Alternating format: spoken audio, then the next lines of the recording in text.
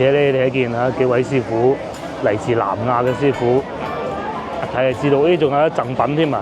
哦，幾多人圍住喺度睇，講下唔算好大隻咯。不過記住啊，呢個係美食節嚟嘅，同埋俾你聽咧點樣拆解呢個燈謎啊？邊一句説話係意味住乜嘢？邊度係呃你嘅特登？真係誇張。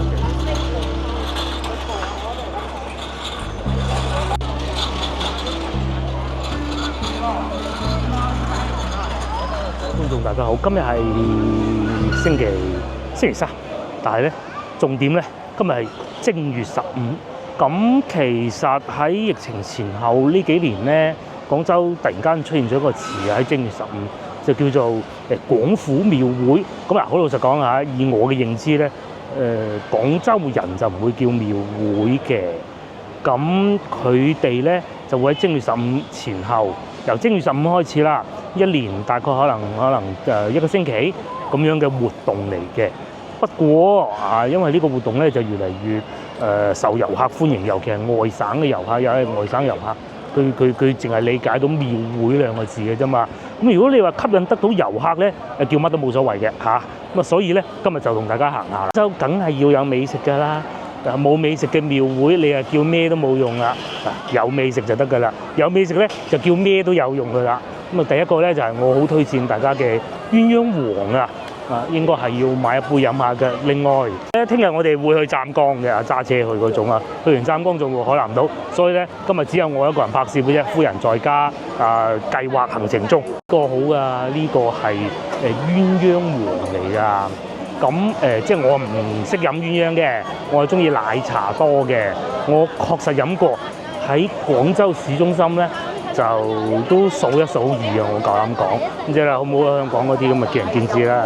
嗱，有呢啲推薦飲呢兩個，但係我想飲下馬來西亞拉茶，25蚊。係。凍嘅，我揀咗杯。呢幾日熱翻好多啊！咁啊，仲有雞蛋仔啊，後邊。又或者一啲包裝好嘅飲品咯。嗱，真係拉啊！唔拉咧就叫回水啊！咁我梗係知道係會拉嘅。拉茶，咁啊特別滑嘅。咦？睇啲色水似，真係似喺吉隆坡飲到嗰啲色水喎。呢個好唔好飲咧？睇下先，凍嘅。我坐咗半個鐘之後，真係好接近咯喎，已經嚇。啲茶味再香啲嘅，係啦，茶味再香啲嘅，真係同喺廣州飲到嗰啲奶茶好唔同嘅。咁同埋咧，今年咧佢哋擺喺頭位嘅，一嚟到咧就已經會見得到佢哋嘅啦。呢個鴛鴦黃，佢哋係有租鋪㗎嚇，呢個只不過平時係擺檔嘅啫。有機會試下佢啦。平時如果大家嚟到呢度咁啊，呢啲美食節係冇嘅時候咧，咁點辦咧？呢個其實都係唔錯㗎嚇。我認為咧喺眾多遊客區咧裏邊咧，呢個魚蛋粉啊係見得下人嘅。咁大家有機會可以試下嚇。接落嚟仲有啲乜嘢美食咧？呢個係咩唔重要？真係好濃啊！因為老婆飲咗咧，一定瞓唔着咯，而且亦都唔算太甜，真係唔錯。我知呢個係蘿蔔牛雜、蒸牛雜、蝦滑，外省人好中意食蝦滑嘅。不過我哋咧就中意食翻啲蘿蔔牛雜嗰啲咯，但係客人唔算太多。呢度就多啦因為咧呢兩位師傅又出陣啦，唔係係3、4位啊，全部齊晒喺度啊！哇！喺吉隆坡食唔到，呢度可以食得翻啦。都係師傅後邊轉，勁啊！係呢個嘅，但係奈何琴晚先食過，今日不必啦嚇。但係呢個係食得㗎，食得到㗎，係唔係好差㗎？我因為之前食過啦已經，而且咧你睇見幾位師傅嚟自南亞嘅師傅，睇就知道，仲有一贈品添啊！幾多人圍住喺度睇？飲住呢杯拉茶，然之後咧，呢度都有拉茶喎，15蚊啊！會唔會再正宗啲咧？但係佢係印度拉茶嚟嘅，飲住杯拉茶食個飛餅，咪好似自己翻到去吉隆坡咁咯，都得嘅應該。咁個價格係芝士飛餅25，榴蓮係30，香蕉啊25。作為一個美食節嚟講咧，其實呢個價格都合理嘅啦，見得下人嘅啦。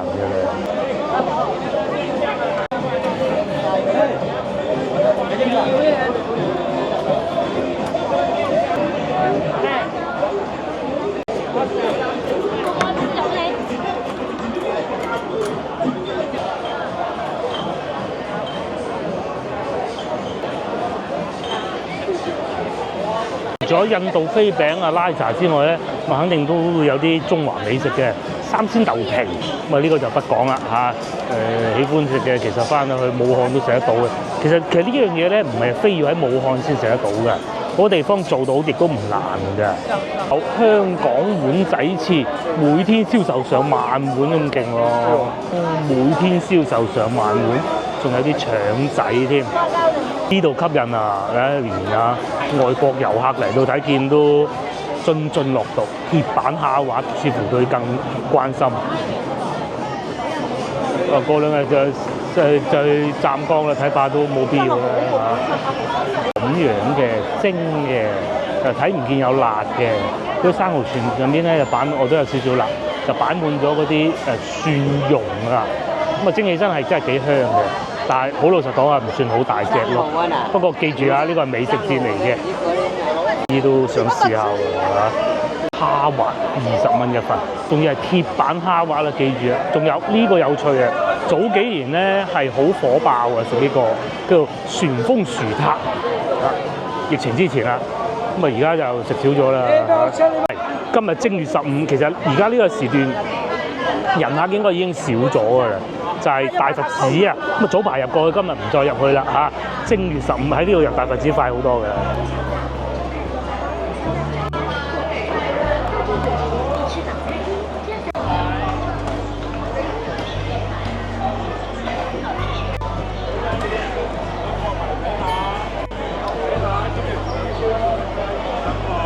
節又點可以冇咗順德美食咧？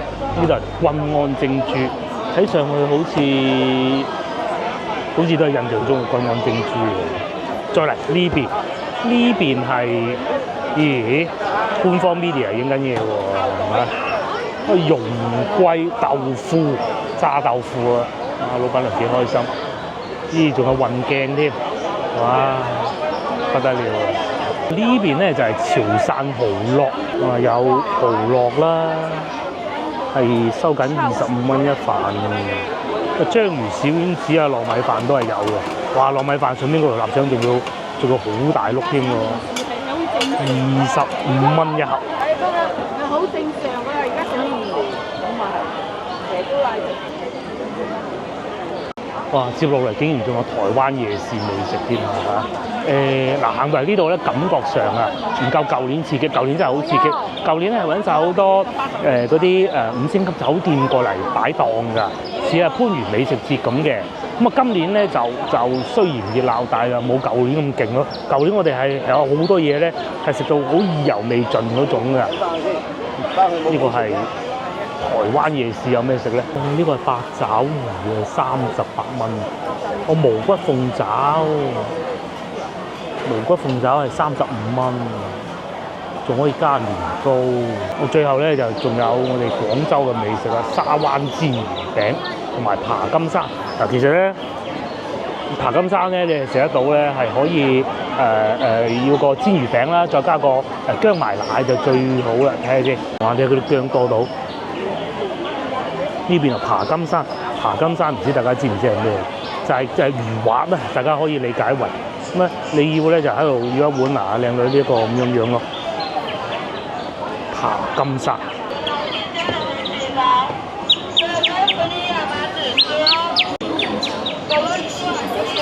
終於見到呢個啦！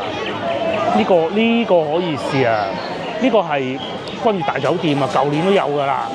呢個可以試下，呢度又有生蠔啦，蒸生蠔咧，芝士焗生蠔啦，吸引喎，啊蟹蓋又有啦，但係咁嘅。哦，咁樣嘅，佢有啲芝士喺上邊嘅。我要一個生蠔，一個蟹蓋。吸引下咁喎，好多人食喎。呢度有個位啦，接落嚟試下啦。睇先，佢呢邊呢個生蠔咧，上邊嘅芝士色咧係有少少橙色嘅。咁啊呢邊呢個咧就冇咁橙色嘅，咁嘅喎。另外生蠔大隻過先頭隔離嗰檔好多，好多。不過咧，先頭隔離嗰檔我冇睇價錢啊。哇，好味，好濃啊啲味，又唔會腥嘅。星級大酒店係唔同嘅。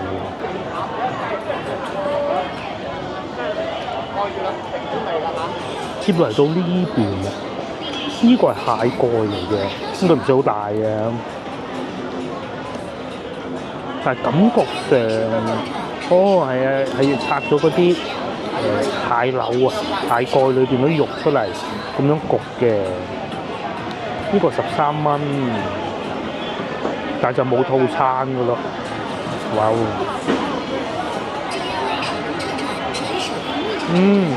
呢個清真好啦，果然唔錯，係值得試啊嚇！呢個咁啊自助餐嚇，首創芝士大蟹蓋，接落嚟仲有雙皮奶啦、倫教糕啦，同埋葛根水咯。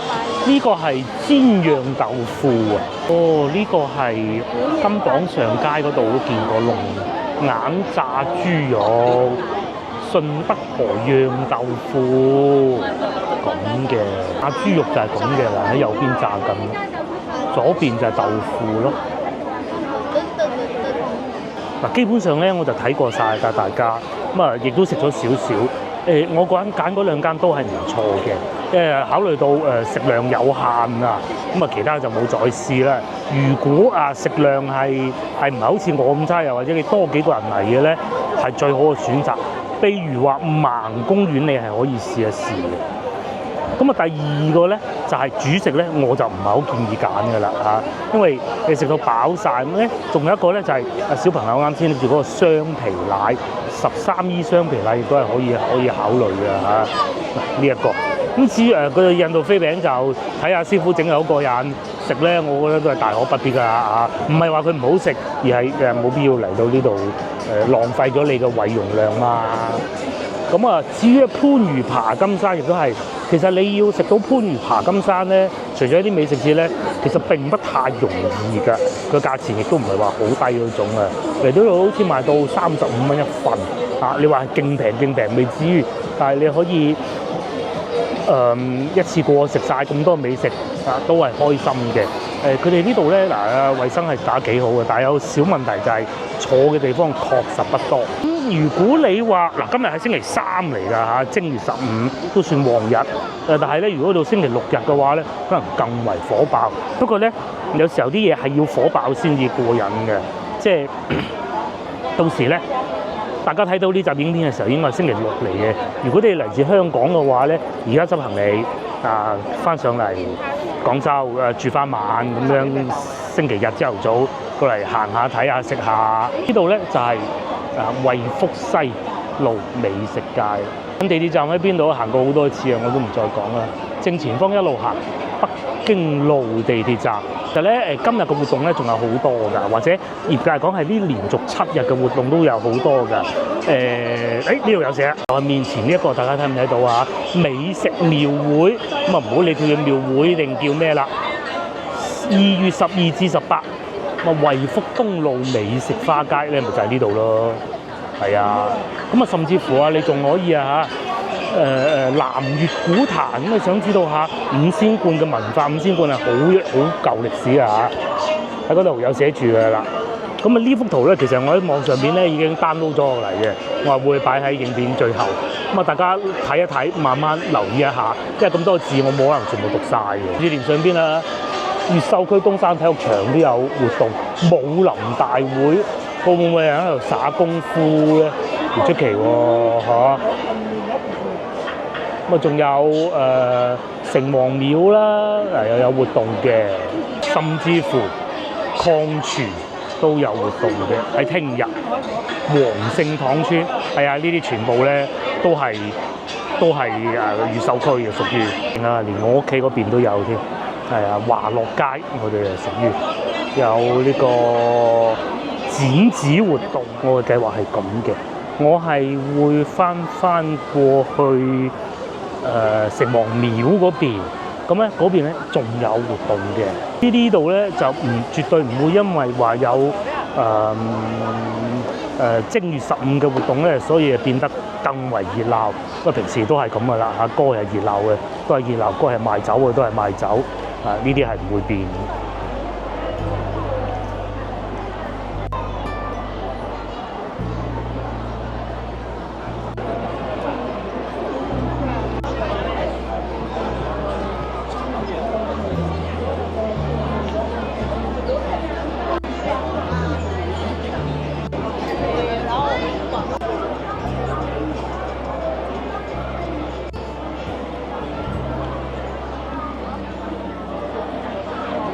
咧我唔行西湖路嘅，但係咧諗唔到啊！呢個迎春花市嘅牌坊，依家都仲喺度，抵啊！擺咗咁多日，我估應該擺到今個星期，即係呢個廟會結束吧。咁咧中國人啊過年啊，或者我哋廣東人過年、廣州人過年咧，其實都係以呢個正月15結束。正月15作為一個結束嘅，咁啊你話翻工咧，好多人都已經翻工啊，初八初九，咁但係你個心思係咪真係喺工作上邊咧？咁要睇下你做咩工作咯，一埋位就要做嗰啲，咁啊唔係就梗係啊一嚟就要做啦。咁但係如果你話可能你嘅合作伙伴啊、生意伙伴啊都未嚟齊嘅時候咧，可能真係都沉浸喺過年嘅喜悅裏面啊！嗰啲活動咧，日日都有㗎噃。最初嗰幾日未過年就擺翻盤吉啊，搞衞生啦。咁有啲咧又要開下油鑊啦，又要包下利是啦。呢啲咧就過年前要做嘢。好啦，到過年新正頭嗰幾日啦，咁咪梗係出街啊！譬如好似我哋今年咁去睇下煙花啦，大年初二啊回娘家啦。咁有啲咧就可能係佢太太喺外地嘅，咁啊又可能會接咗啊外父外母過嚟廣州過年啦。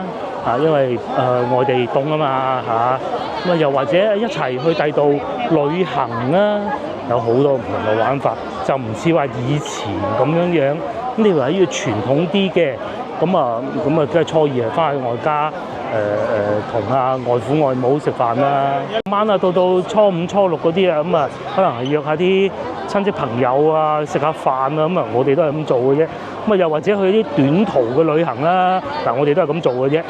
然之後啊，到初八翻工啊，其實咧翻工第一日咧都係派利是啊，結咗婚係派利是啊，未結婚嘅咪去鬥利是咯。好多地方嘅習俗都唔同嘅，有啲地方咧係一出咗嚟做嘢咧就要派利是㗎啦，有啲咧就係要結咗婚先至派利是嘅。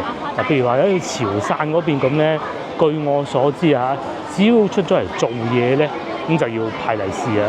呢個潮州廣濟橋啊，我經過2次都冇上到去嘅廣濟橋，呢度係賣緊一啲當地嘅特產啦。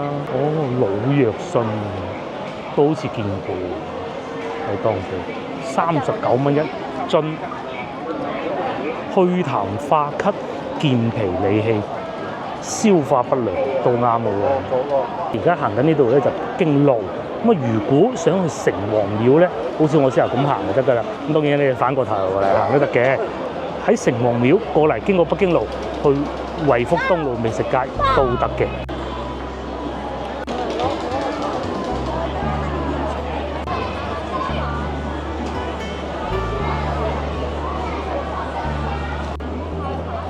好多人同佢影相。咁今年嘅天氣咧係咁嘅，其實今日都好奇怪嘅，反映今年過年嘅天氣。今朝落咗少少雨，咁我以為哎呀落好大雨開始會回南啲，又唔係喎。嚟到而家咧個大地下又乾晒啦，大家又可以出嚟玩啦，吃喝玩樂啦。氣温咧就回升咗好多，其實我而家完全可以將件外套除咗佢，好熱啊，係啊。當然啦，早晚都係好涼爽嘅。如果個觀眾咧過幾日咧諗住星期日翻嚟行下喎，咁要着好衫啊。但係絕對唔會好似早幾日咧跑馬拉松嗰日咁凍到咁凄涼嘅。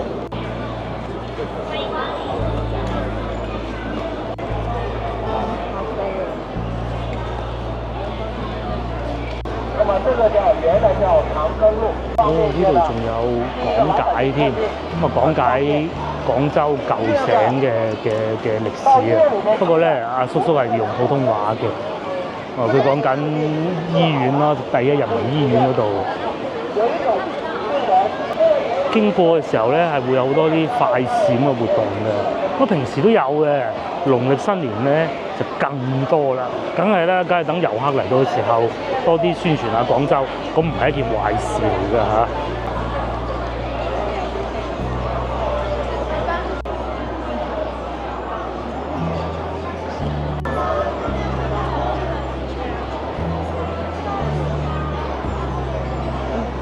呢啲咪頂級 model 咯，一分鐘擺咗5個 pose 出嚟啊，唔會一樣㗎嚇，真係犀利。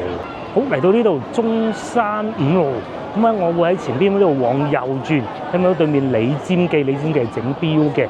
咁再往前少少咧，城隍廟，大概嗰棟樓咧，咁嚟到呢度有古仔講下啦。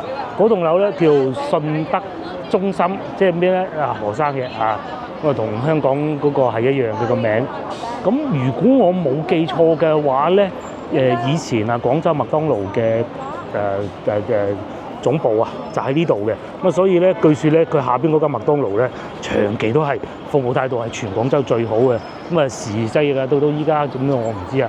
不過如果係我諗斷估都搬去珠江新城啦吧。城隍廟咧又真係叫城隍廟喎，因為點解咧？我阿媽未嫁俾我老豆嘅時候咧就喺對面住啊，即係佢就對住個城隍廟㗎，佢住嗰度，咁所以咧我問過我阿媽係咪叫城隍廟㗎？係啊咁。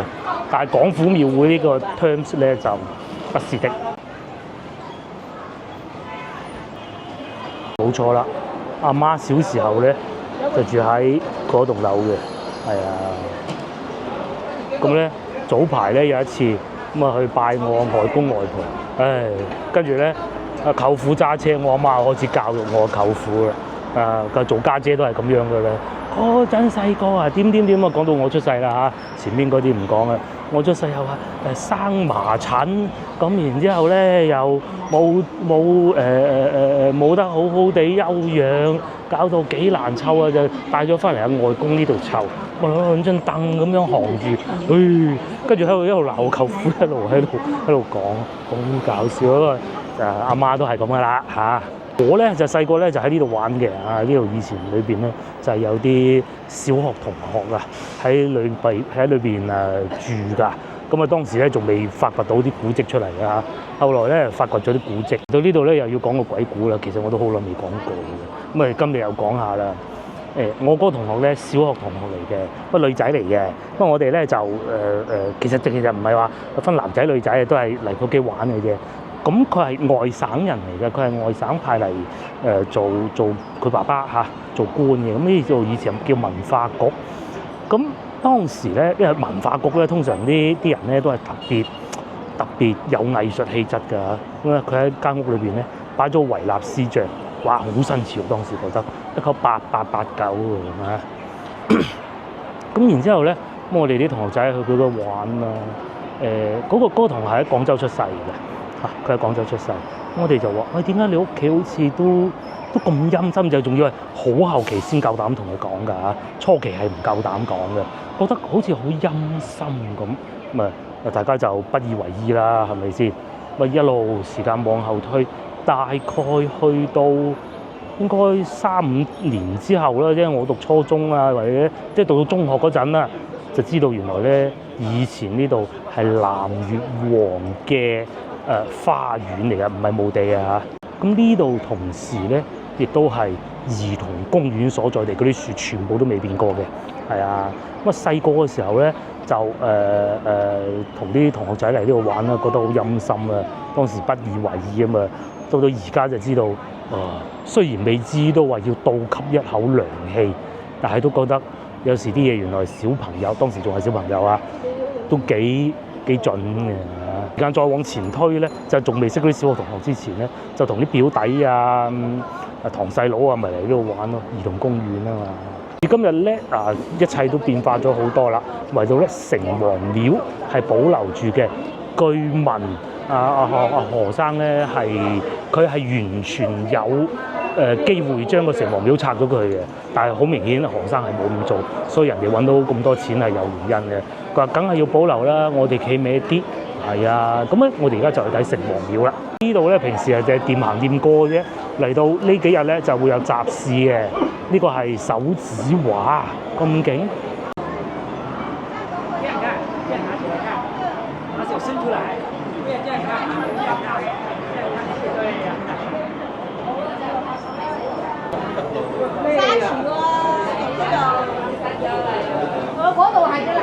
呢度係好多小朋友圍住喎，究竟玩乜咧？將嗰個欖核雕刻啊！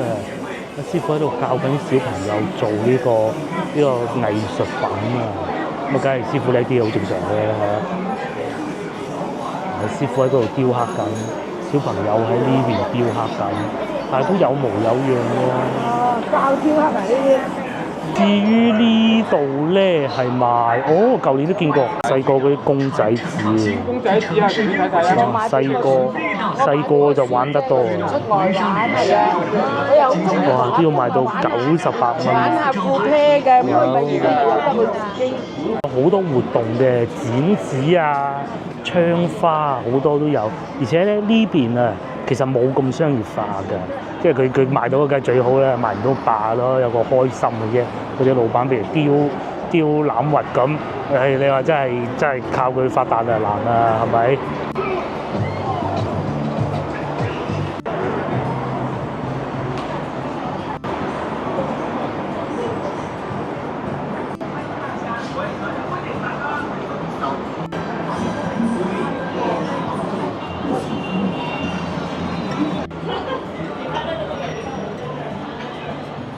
跟住就嚟到呢度啦，呢度咧就係城隍廟啊。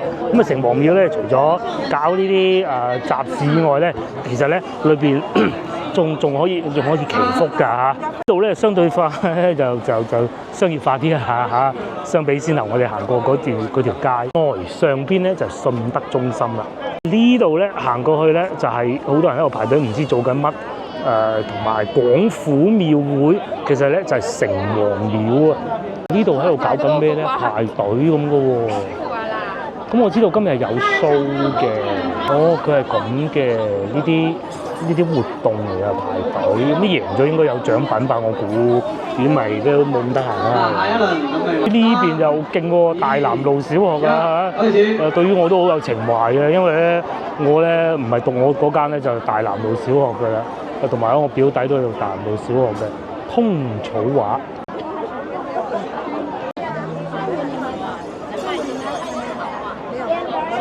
小朋友咧就喺度義賣，買咗俾錢，咁咪阿老師帶啲小朋友嚟體驗下咯，幾好啊！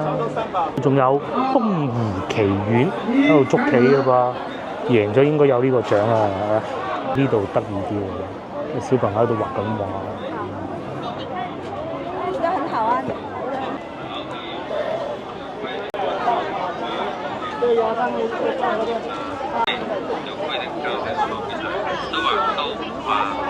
諗唔到咧，連雞蛋仔都有啊！後邊仲有果汁添，舊年好似冇啊，今年多咗。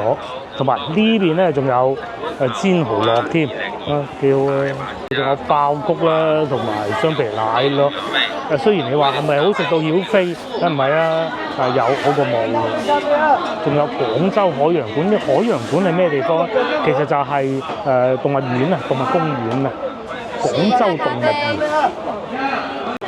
完成這個任務可以抽一下獎，哦最高的獎勵的話是有那個一張海洋館的門票的。哦，仲有門票送添喎，哇多嘢玩喎，甚至乎啊聯通開電話卡都有添，一開完電話卡即刻送支洗衣液或者紙巾。呢度係針灸啊，阿醫師現場把脈呢度啊，現場把脈咁嘅喎。咁個幾好喎，唔係淨係賣工藝品。其實有時候咧，淨係賣嗰工藝品唔係唔好，有啲其他嘢玩下咁啊，針灸都有啊，開電話卡又有啊，幾好。呢個係排緊隊做乜嘢咧？哦，呢個估燈謎啊！嗱，你估中咧，咁啊有獎品嘅睇怕，可能估中咗佢哋會跳舞咯。係啊，其實元宵節咧最大一個活動咧就係估燈謎嘅，小朋友喺度估緊嘅。你話人工智能能唔能夠處理到嘅？原來阿姐姐喺度，好似係幼稚園老師咁樣喺度帶住啲小朋友估燈謎嘅。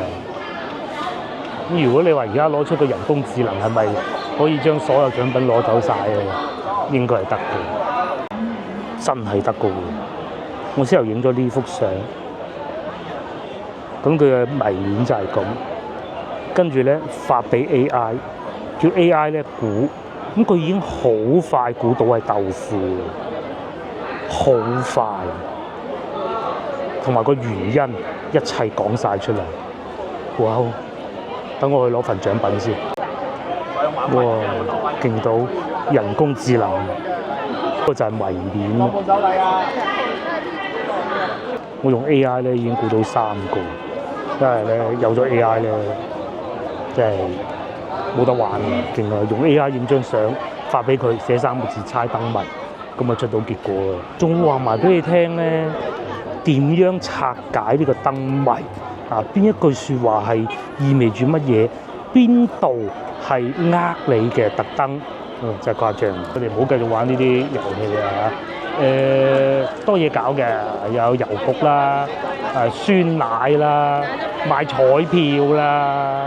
咁後邊咧仲有 show 睇嘅，不過就唔係呢個時間咯。感覺上咧，今年呢個活動啊，好過舊年。舊年就係得嗰幾檔，同埋啲嘢都係嗰幾種嘅啫。但係今年有猜燈謎啦，係嘛？又有小食啦，有遊戲玩啦，有獎品啦。舊年咧仲有贊助商啊，今年贊助商都冇啦嚇，唔需要贊助商。開始。您那边9楼有请我们下一轮的開始。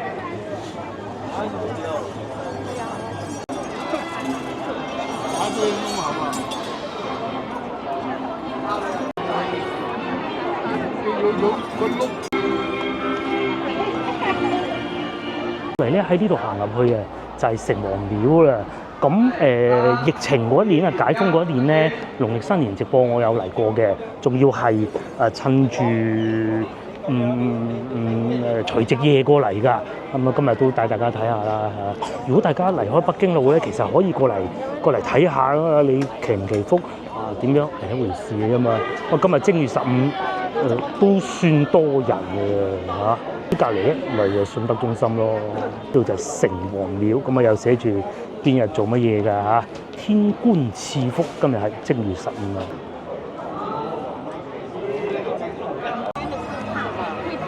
哦，呢度仲有廣氏菠蘿啤添，係啊！菠蘿啤咧應該係要飲廣氏㗎，廣氏先係正宗㗎。哦，佢哋仲有出紅麵係另外一回事，都係國企嘅糖廠嚟㗎。廣氏菠蘿啤，哎呀，招牌跌埋添。係。你行完廟會之後咧，仲有咩做咧？其實你係可以嚟一個南越王博物館嘅，佢嗰度寫縣啊。其實我哋會叫南越王博物館嘅。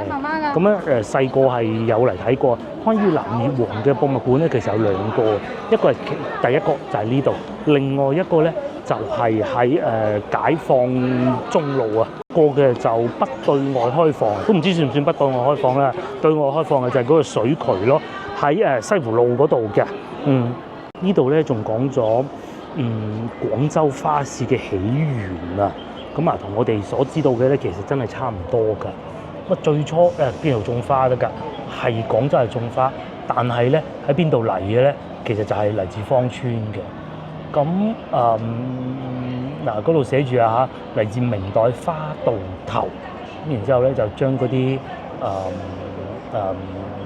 花送到嚟北京路呢度，叫做城門底雙門底嗱，嗰度係寫住啦，係咪？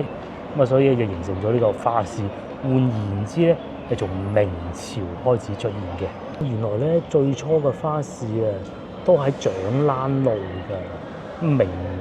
民國年間啊，到50、60年代咧，又翻嚟西湖路呢邊咯。咁點解會有花市？其實好簡單嘅，就係因為夠溫暖嗰啲天氣，呢個凍冰冰咁點搞咧？呢度仲有幅相，1983年越秀花市，我當年得2歲，咁啊睇怕阿爸阿媽唔知有冇帶我嚟行啊嚇。有都唔出奇嘅，因為屋企真係好近嘅啫，因為抱住嗰個咁似我媽嘅，應該唔係嘅。咁啊慢慢就開始84年嘅，中間就少咗幾年啦。88年咧就即係開始啲經濟開始好啦嚇。越秀花市仲有條龍有燈啊！以前咧係好簡單嘅啫嘛，係咪？就譬如話78年有幾盞燈咁，去到咧88年啊，仲有造型啦！我記得咧，曾經一段時間啊，自貢市啊，四川自貢市啊，專門要請嗰啲師傅過嚟整啲花燈㗎，係啊。咁啊，後來咧，大概呢啲年份咧，阿媽咧就開始年紀大啦，咁啊又怕人多啦，咁咧就唔趁呢啲熱鬧啦，咁啊所以咧就冇去嘅，有幾年係。咁啊，我大個咗咧，自己去咯。後來到個女大啦，結咗婚啦，我哋咁多咁咪嚟自己嚟咯。呢個最搞笑啊！後年大吉，隻馬騮喺上邊，嗰隻馬騮好似米奇老鼠咁。19年就咁嘅，19年大家知唔知？年初到2020年咁啊冇咗啦，直到呢幾年先出現翻。佢係著嗰啲工人裝啊，以前咁啊，及後咧就始終。廣州大城市開始啲靚衫多嘅嚇。時至今日，其實連接翻早幾日嘅影片咧，大家都可以知道，其實廣州咧係中國製衣業一個好重要嘅地方嚟嘅。初期就係將香港嗰啲着到殘殘舊舊嗰啲衫攞上嚟賣，都好威水嗰啲牛仔褲，邊度會有啊？內地咁啊，及後到西湖路夜市啊，或者我細個住嗰度咧。天馬行嗰度附近啊，即係北京路牌樓嗰度咧，又係賣好多衫嘅，亦都有好多人發咗達㗎。咁啊，按道理一個產業咧，其實佢要升級改造㗎嘛，咁啊可能會離開廣州，但係慢慢都諗唔到，而家都仲喺廣州，都仲幾有作為添啊！包括早幾日睇嘅沙河嗰度啦嚇，嗰度只不過係其中一個嚟嘅啫。咁至於北京路咧，梗係遊客生意居多啦。呢度仲有食腸粉添。715咁咧，中間舞台呢個活動已經結束咗㗎啦。不過我啱先行開唞開陣，而家再翻嚟，點解要翻嚟咧？據説等陣1720係會有醒獅快閃嘅，咁究竟係咪咧？我唔知啊。講明係快閃，不過面前呢一個活動咧，確實係喺計劃裏邊有嘅。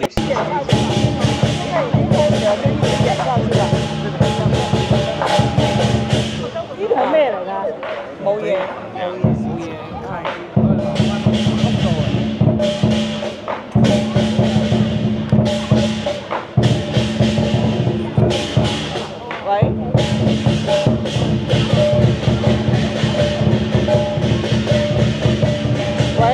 喂，老 Sir，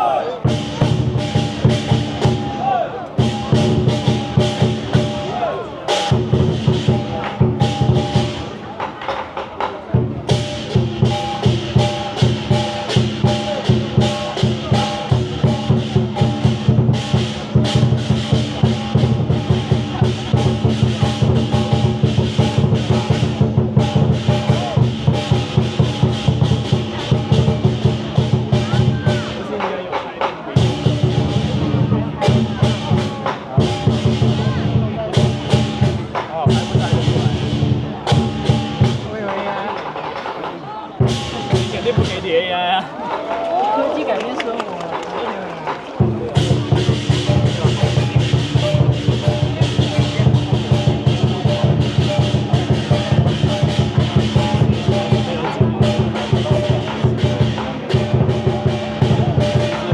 这里就从。